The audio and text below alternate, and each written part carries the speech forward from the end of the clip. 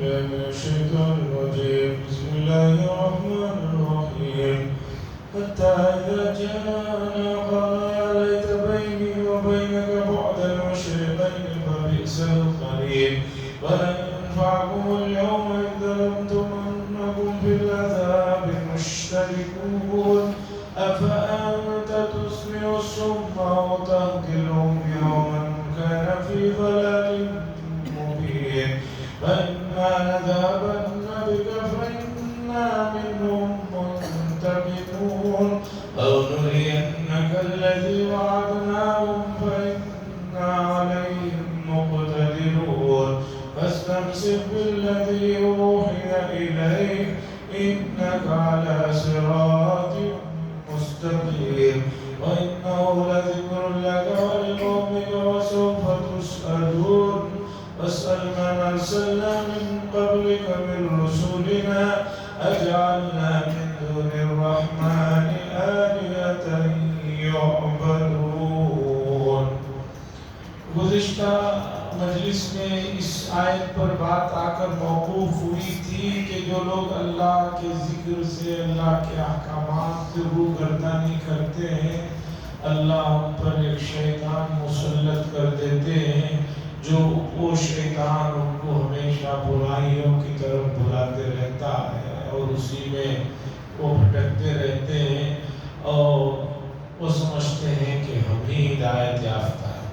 اب اللہ ایسے آدمیوں کا جو حال ہونے والا ہے میدان حشر میں اسے بتا رہے، حتیٰ اذا جاءنا، یہاں تک کہ جب وہ آئیں گے ہمارے پاس میدان حشر میں حساب کتاب کے دن، تو وہ کہے گا آدمی جس نے دنیا میں اپنی زندگی برباد کر لی، یا لیت بینی و بینک، اے کاش میرے اور تمہارے درمیان میں جس برے آدمی کی وجہ سے برباد ہوا تھا اسے دیکھ کر وہ کہے گا کاش میرے اور تمہارے درمیان میں مشرق اور مغرب کے درمیان جتنا فاصلہ ہوتا ہے اتنا فاصلہ ہوتا، اس لیے کہ تم بہت برے تھے۔ اگر فاصلہ ہو جاتا تو آج مجھے یہ ذلت اور یہ برا دن دیکھنے کو نہ ملتا۔ اس کے بعد اللہ فرما رہے وَلَن يَنفَعَكُمُ الْيَوْمَ، اور اس دن تم کو کوئی نفع نہیں دے گی یہ چیز جب تم دیکھ لو گے ظالم عذاب میں کہ تم سب کے سب شریک ہیں۔ آیت کا مطلب سمجھیے، دنیا میں ایسا ہوتا ہے کہ ایک آدمی پریشان ہے لیکن سیم پریشانی اور ایک آدمی کو بھی ہے اور ایک آدمی کو بھی ہے، تو اسے ذرا تسلی ہوتی ہے، چلو میں اکیلا پریشان نہیں ہوں، یہ بھی پریشان ہے، میرا پڑوسی بھی پریشان ہے، تسلی ہوتی ہے۔ میدان حشر میں ایسا مسئلہ نہیں رہے گا۔ میدان حشر میں یہ بھی جہنم میں ہوگا، اس کا وہ دوست جس کی وجہ سے پہنچا ہوا ہوگا وہ بھی جہنم میں ہوگا۔ اب سب جہنم میں ہوں گے تو وہاں پر یہاں دنیا میں جو فیلنگ ہوتی تھی کہ محلے میں سب لوگ ہی بیمار ہیں، تو ایک جو تسلی ہوتی تھی وہاں اس طرح عذاب میں سب کو دیکھ کر یا اپنے ان برے دوستوں کو دیکھ کر اسے کوئی تسلی نہیں ہوگی۔ کیوں؟ اس لیے کہ عذاب اتنا ہولناک اور اتنا شدید اور اتنا برا ہوگا کہ آدمی کو دوسرے کے بارے میں سوچنے کا موقع ہی نہیں ملے۔ یہاں تو ہے آدمی کبھی دیکھ رہا ہے، وہاں ایسی شدت اور ایسی پریشانی کا عالم ہوگا کہ اس آدمی کو اپنے علاوہ کوئی فکر ہی نہیں ہوگی۔ جیسے کہ یہ بات گزر چکی کہ میدان حشر کی ہولناکیوں کے عالم میں 7ویں پارے میں ایک آیت گزری کہ میدان حشر میں تم لوگ اس طرح ہمارے پاس آؤ گے جس طرح پہلی مرتبہ دنیا میں آئے تھے۔ دنیا میں آدمی کیسا آتا ہے؟ کوئی بھی کیوں نہ ہو، ننگا آتا ہے، کپڑے کے ساتھ نہیں آتا۔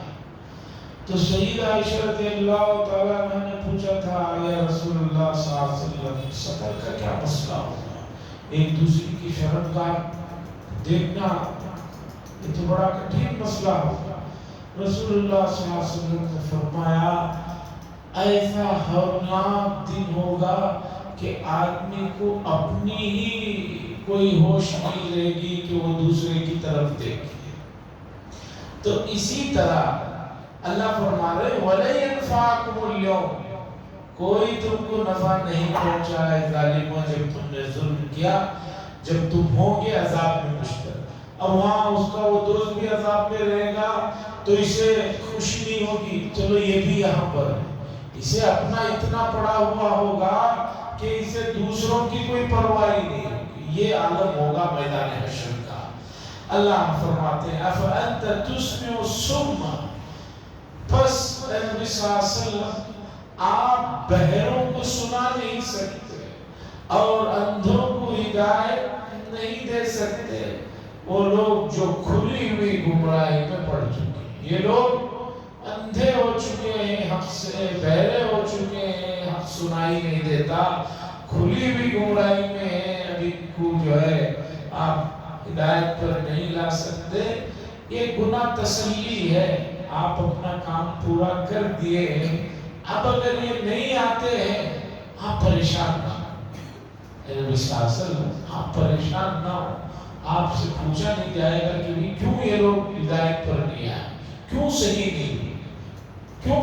اس لیے کہ آپ نے جو کام کرنا تھا کر دیا۔ یہ بالکل ہی جو ہے بہرے ہو چکے ہیں، ان کو سنایا نہیں جا سکتا، حق سے اندھے ہو چکے ہیں، دکھایا نہیں جا سکتا۔ اللہ فرماتے ہیں فَإِمَّا نَذْهَبَنَّ بِكَ فَإِنَّا مِنْهُمْ مُنْتَقِمُونَ، تسلی دی جا رہی ہے پس آپ کے جانے کے بعد ہم ان سے انتقام لیں گے۔ آپ پریشان نہ ہو، اگر آپ چلے بھی جائیں گے تب بھی ہم ان سے انتقام لیں گے۔ چونکہ اللہ نے ایک جگہ پر یہ بات ارشاد فرمائی مکے کے لوگ جو عذاب کی جلدی مچا رہے ہیں اس لیے ہم عذاب مکے پر نازل نہیں کر رہے ہیں، آپ یہاں پر موجود ہیں۔ اے نبی آپ مکے میں ہیں، آپ کی موجودگی میں عذاب آئے گا تو یہ مناسب نہیں ہے، آپ کو بھی دکھ پہنچے گا۔ تو اگر آپ چلے جاتے ہیں تب بھی ہم انتقام لینے والے ہیں۔ اور نُرِيَنَّكَ الَّذِي وَعَدْنَاهُ، یا ہم دکھائیں گے کچھ جس کا وعدہ ہم نے آپ سے کیا، ہم نے ان کو جو عذاب دینے کا آپ سے وعدہ کیا ہے، ہو سکتا ہے کہ کچھ چیزیں آپ کی زندگی ہی میں ہم ان کو دکھا دیں۔ اور ایسے ہوا، بدر میں ہوا، حدیبیہ میں ہوا، بدر میں ہوا، اس کے بعد کسی حد تک احد میں ہوا، احزاب میں ہوا، فتح مکہ ہوا۔ یعنی اللہ نے جو وعدہ کیا تھا کہ ہم ان کو مزہ چکھائیں گے، کچھ تو ہم نے آپ کی موجودگی میں بھی انشاءاللہ ہم کریں گے۔ فَإِنَّا مِنْهُمْ مُنْتَقِمُونَ، ہم اس پر بھی قدرت رکھتے ہیں، ان پر اس طرح انتقام لینے پر ہمیں ان پر کامل دسترس حاصل ہے۔ اب آگے اللہ کے نبی صلی اللہ علیہ وسلم سے خطاب ہے، دراصل امت کے لیے خطاب ہے۔ فَاسْتَمْسِكْ بِالَّذِي أُوحِيَ إِلَيْكَ، پس جس چیز کی وحی آپ کی طرف کی گئی ہے اسے لازم پکڑیے، اس پر عمل کرتے رہیے۔ کیوں؟ اِنَّكَ عَلَى صِرَاطٍ مُسْتَقِيمٍ، بے شک آپ سیدھے راستے پر ہیں۔ اے نبی کریم صلی اللہ علیہ وسلم یہ لوگوں کے اس طرح کے شور مچانے سے، ہنگامہ کرنے سے آپ گھبرائیے نہیں، پریشان نہ ہو، آپ کی طرف جو وحی کی گئی ہے اسے لازم پکڑیں، بے شک آپ صراط مستقیم پر ہیں۔ اس میں امت کے بہت سے ان حضرات کے لیے بھی جو اللہ اور اس کے رسول کی طرف لوگوں کو بلا رہے ہیں، یا اسی طریقے پر جو حضرات دین کے کام میں یا دین پر عمل کر رہے ہیں، ان کو گھبرانا نہیں چاہیے۔ اللہ نے ہمیں توفیق دی، نماز پڑھ رہے ہیں، اللہ کا اس پر شکر ادا کرنا چاہیے کہ اللہ نے جو ہے توفیق دی کہ ہم اس کے دربار میں سجدہ کر رہے ہیں، اس کا نام لے کر اٹھ رہے ہیں، اس کا نام لے کر سوتے ہیں۔ تو جو چیزیں وحی کی آپ کی طرف کی گئی ہیں اسے پکڑے رہیے۔ لوگ کیا کہتے ہیں اسے مت دیکھیے، متاثر نہیں ہونا چاہیے۔ امت مسلمہ کا یہ سب سے بڑا المیہ ہے کہ دین کی بنیادی اور بڑی چیزوں پر بھی کوئی آدمی کچھ اعتراض کرتا ہے تو یہ گھبرا کر جو ہے آ کر جو ہے اسی چیز کو ختم کرنے کے پیچھے لگ جاتے ہیں۔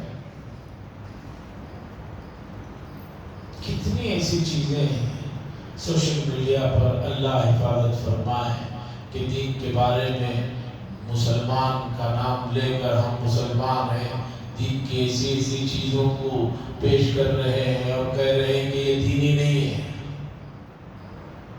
ابھی کل ایک صاحب نے کلپ بھیجی جس میں ایک آدمی مسلمان اپنے آپ کو کہہ رہا ہے، کسی غیر مسلم کو انٹرویو دے رہا ہے، وہ کہہ رہا ہے کہ یہ نماز وضو وغیرہ یہ کوئی چیز قرآن میں ہی نہیں ہے۔ کہہ رہا ہے جو وضو کہتے ہیں، نماز کہتے ہیں، اس کا کوئی قرآن میں ذکر ہی نہیں ہے۔ اب لینے والا بھی خوش ہو رہا ہے، اچھا پھر سب لوگ بتائے، سب لوگ بولتے چھوڑیے ان بیوقوفوں کا، میں خوش ہوں۔ جبکہ قرآن میں وضو کے سلسلے میں 2 جگہ صراحت کے ساتھ آیت آئی ہے، اذا قمتم الى الصلاة فاغسلوا وجوہکم، جب نماز کا ارادہ کرو کھڑے ہو تو چہروں کو دھو، وَأَيْدِيَكُمْ إِلَى الْمَرَافِقِ، اور اپنے ہاتھوں کو کونوں سمیت دھو۔ قرآن کہہ رہا ہے وَامْسَحُوا رُؤُوسَكُمْ، اور اپنے سروں کا مسح کرو، وَأَرْجُلَكُمْ إِلَى الْكَعْبَيْنِ، اور اپنے پیروں کو ٹخنوں تک دھو۔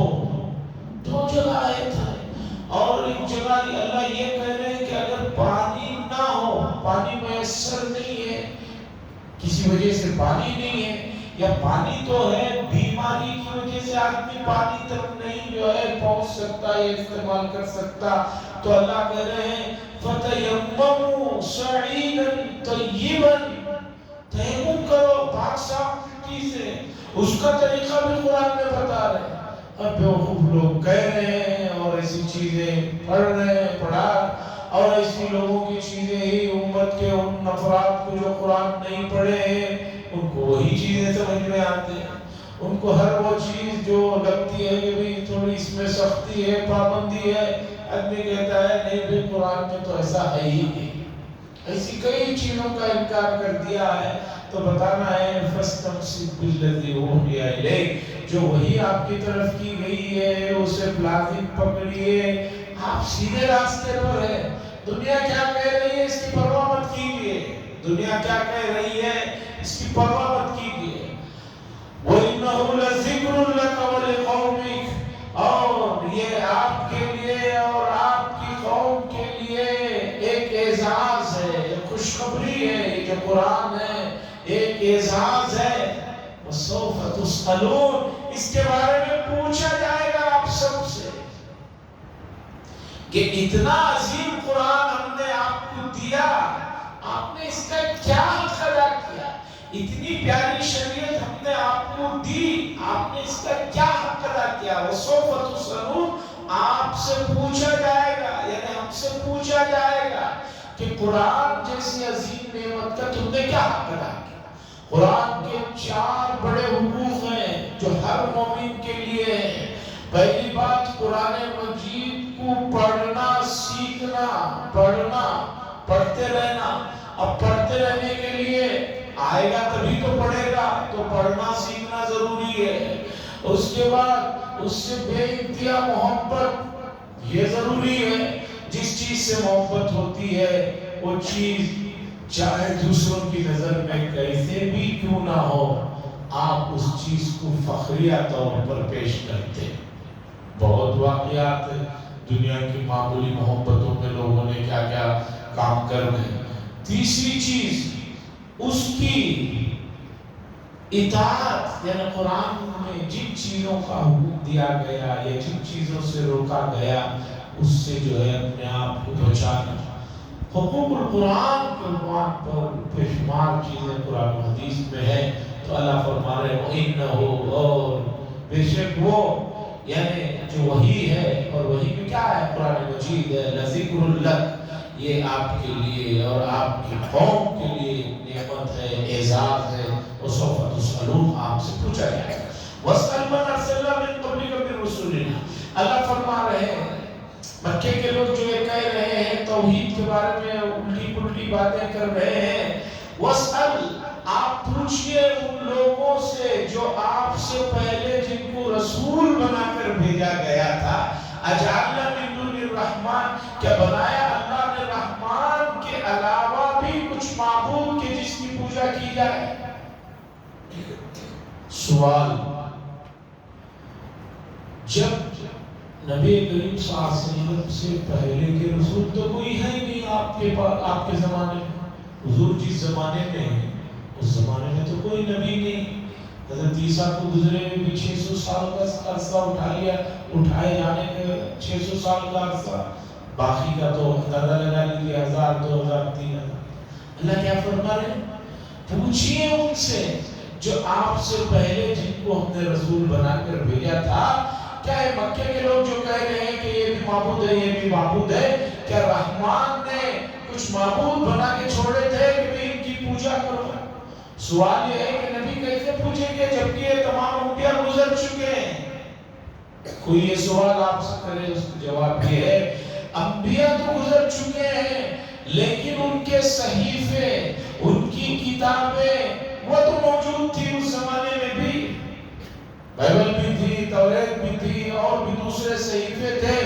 ان صحیفوں میں باوجود دنیا بھر کی تحریف کے آج بھی توحید کا مضمون تمام جو ہے آسمانی کتابوں میں موجود ہے.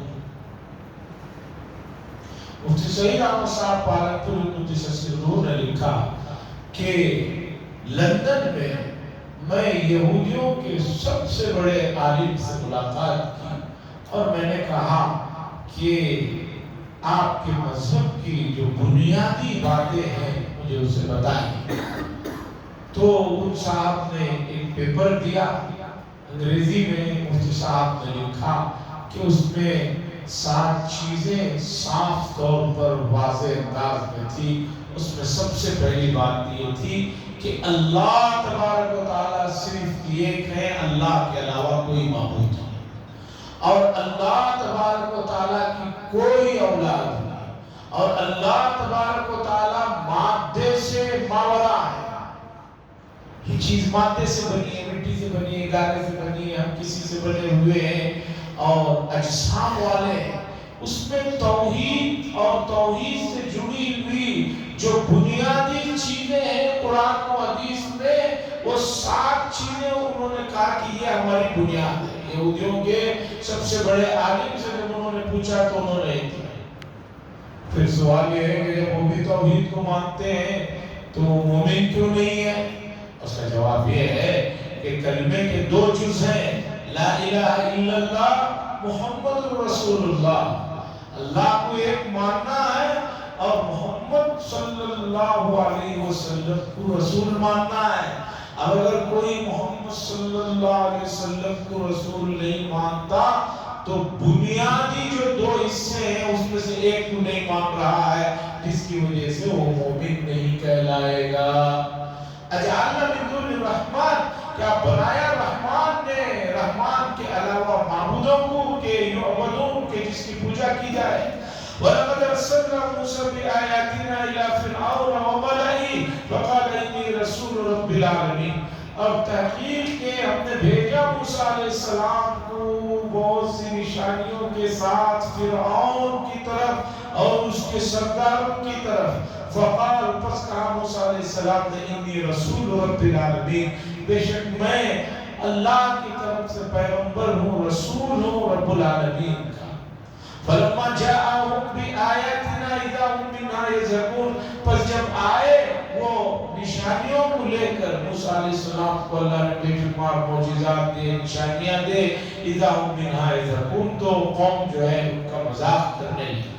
وما نريد من آية إلا هي أكبر من أختها وأخذناهم بالعذاب لعلهم يرجعون۔ اللہ فرماتے ہیں اور ہم ان کو کوئی بھی نشانی دیتے تو اس کے بعد والی جو اور ایک نشانی دیتے تو پہلی نشانی سے بڑی ہوتی۔ ایسا نہیں کہ ہم نے ایک نشانی دی، ایک معجزہ، کئی نشانیاں دی، کئی بار ان کو آزمایا اور ہر بار پہلے سے بڑھ کر نشانی دی۔ پہلے کوئی نشانی دی، معجزہ دیا، اس کے بعد جو معجزہ ہے وہ اس سے بڑا دیا۔ اللہ فرماتے ہیں موسیٰ علیہ السلام کو اللہ اکبر من اختیا، اس سے بڑا ہم نے دیا، لیکن وہ جھٹلاتے رہے۔ وَأَخَذْنَاهُمْ بِالْعَذَابِ لَعَلَّهُمْ يَرْجِعُونَ، پس پکڑا ہم نے ان کو عذاب میں لَعَلَّهُمْ يَرْجِعُونَ کہ شاید لوٹ جائیں۔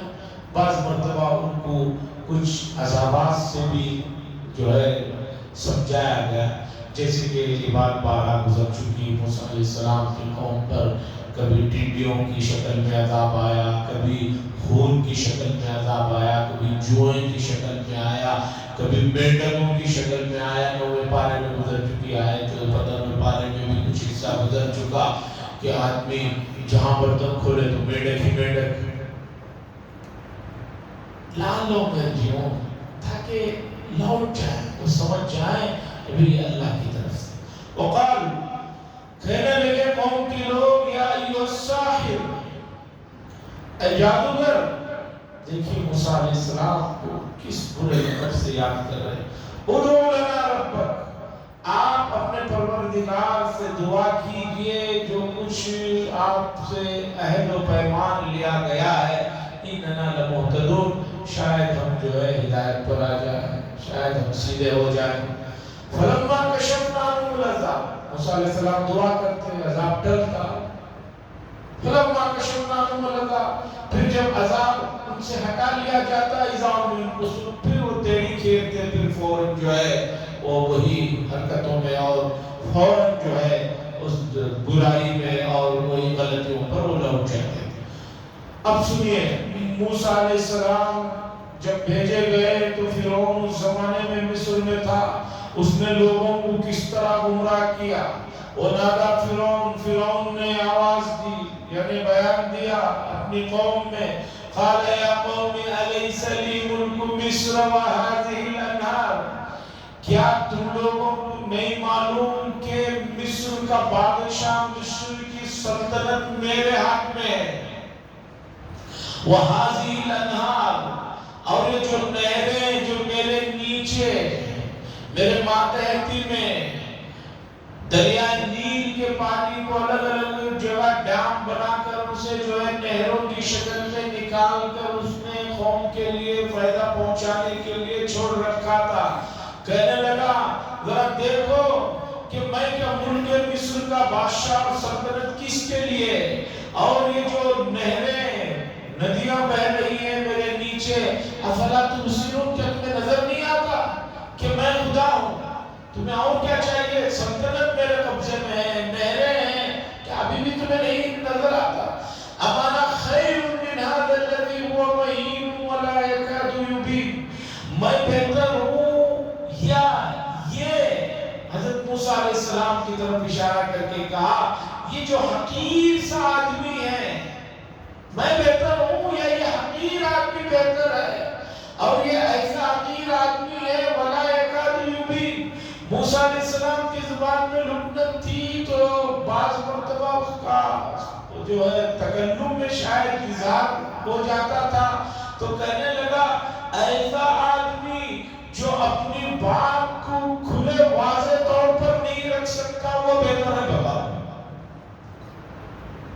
فرعون کا فلسفہ دیکھیے۔ اور دوسرا اس نے ایک اور بات قوم کو کہا کہ یہ اگر اللہ کے پیغمبر ہوتے، یہ اللہ کی طرف ہوتے تو ذرا میرا مصر کا یہ معمول تھا کہ بادشاہ کے جو خاص لوگ ہوتے تھے وہ بھی سونے کے کنگن پہنتے تھے، جیسے آج کل چین پہن رہے ہیں مرد باپ بھی بڑے خوشی سے، تو سونے کے کنگن پہنتے تھے. تو وہ کہنے لگا کہ میں اور میرے جو خاص متعلقین ہیں ان کے ہاتھوں میں تو سونے کے کنگن ہیں، اگر یہ اللہ کے واقعی پیغمبر ہیں تو اللہ نے ان کو سونے کے کنگن کیوں نہیں پہنائے؟ یا دوسرا جامع الملائکۃ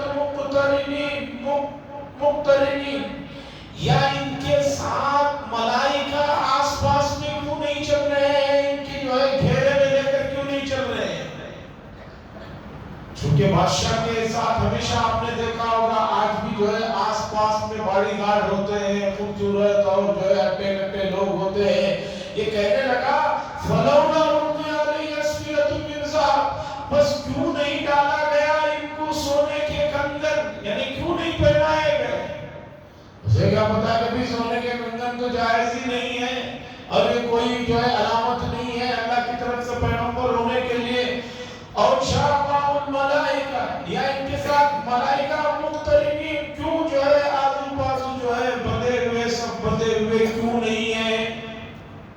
اللہ فرماتے ہیں فاستخف قوم، پس اس نے قوم کو بیوقوف بنایا، فأطاعوا، قوم بیوقوف بن گئی،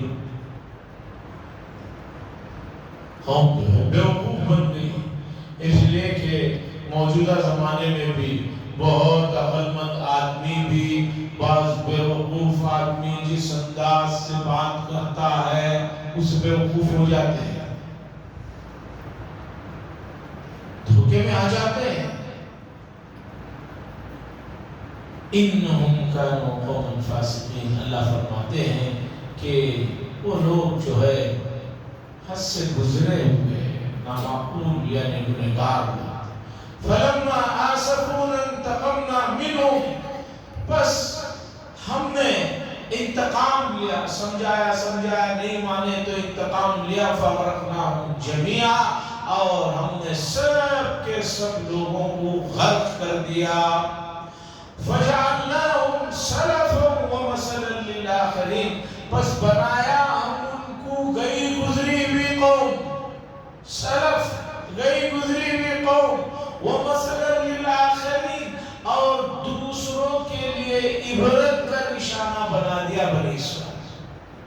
آج بھی دیکھیے فرعون کی لاش رکھی ہوئی، ابھی پھر چند دنوں سے ایک نیا چھوٹا سا وہ سوشل میڈیا میں وائرل ہو رہا ہے، مرنے کے 3000 سال بعد پاسپورٹ بنایا گیا. فرعون کی لاش کو مصر سے شاید فرانس یا کہیں لے جانا تھا کچھ تحقیقات کے لیے.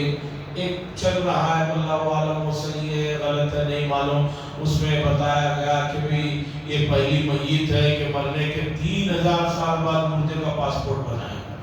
ہاں تو زندوں کا بننا مشکل ہو رہا ہے، وہ مرے ہوئے 3000 سال کے بعد اس کا پاسپورٹ بنا کر اس کی باڈی کو لے جایا گیا. مجھے نہیں معلوم وہ صحیح ہے یا نہیں، چونکہ موجودہ زمانے میں بڑے بڑے جو ماہرین ہیں ان لوگوں کو بھی بعض مرتبہ دھوکا ہو جاتا ہے کہ جو چیز یہ اے کے ذریعے سے بنائی جا رہی ہے یہ اصلی ہے یا یہ اے آئی سے بنائی گئی ہے. اس طرح کی چیزیں چلتے رہتے ہیں. تو بتانا یہ اللہ فرما رہے ہیں فجعلناهم سلف، ہم نے ان کو گئی گزری ہوئی قوم بنا دیا، ومثلا للآخرین، اور جو ہے لوگوں کے لیے عبرت بنا دیا. مثل کہتے ہیں عبرت بنا دیا، ہم نے لوگوں کے لیے بنا دیا.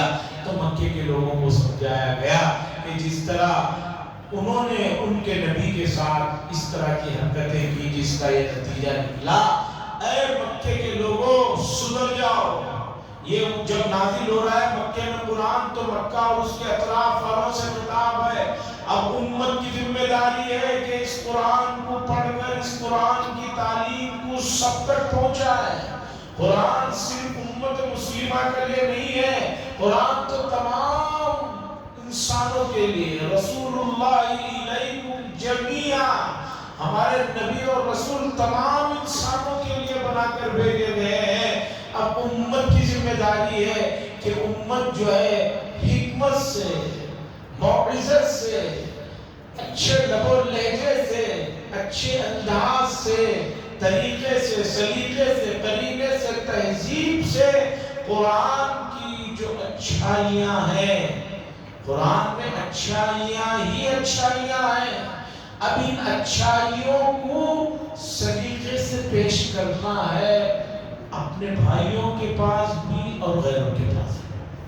شیخ سعدی نے لکھا ہے، بڑی پیاری بات لکھی ہے کہ بہت سی مرتبہ ایک من اگر علم ہے تو اس ایک من علم کو پیش کرنے کے لیے 40 من کا تجربہ اور حسن تدبیر کی ضرورت ہوتی ہے۔ آپ کے پاس ایک بات ہے لیکن اگر آپ سلیقے سے نہیں رکھتے ہیں تو وہ اچھی بات کیوں الٹ جاتی ہے۔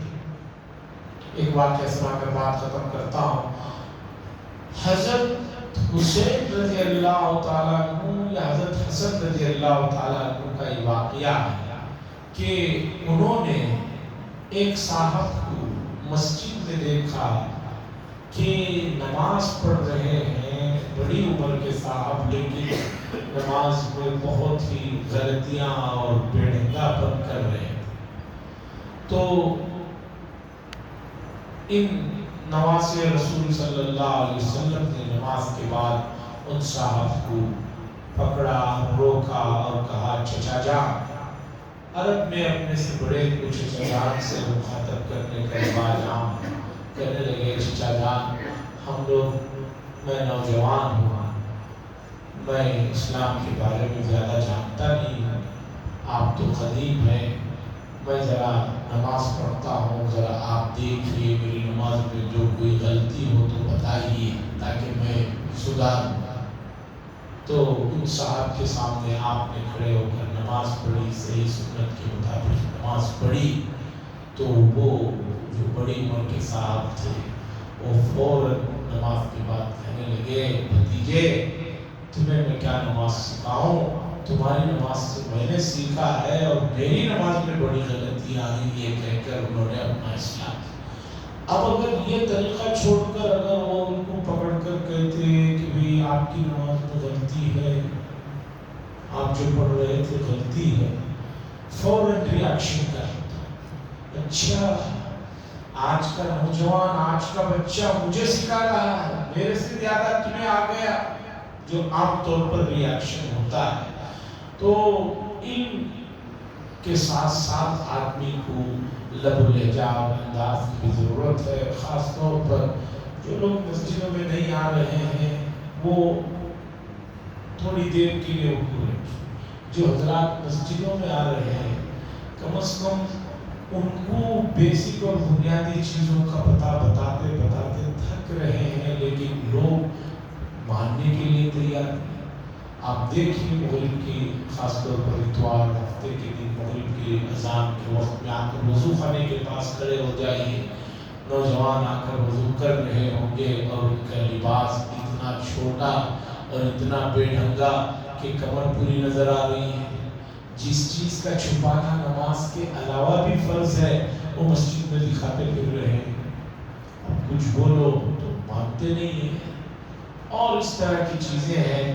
ہمیں ناامید نہیں ہونا ہے، کوشش کرنا ہے جتنا اپنے حلقے میں، دائرے میں ہو سکے اس چیز کی طرف۔ اور حلال حرام کا جو مسئلہ ہے، جو بڑے گناہ ہیں جسے لوگوں نے موجودہ ماحول میں بہت ہلکا بنا کر رکھ دیا ہے، اسے بھی بہت سلیقے سے طریقے سے یہ کرنا ہے، اور ایسی چیزیں بہت ہو رہی ہیں۔ اللہ سے دعا کرتے ہیں اللہ تعالیٰ ان تمام گناہوں سے پوری امت کی حفاظت فرمائے۔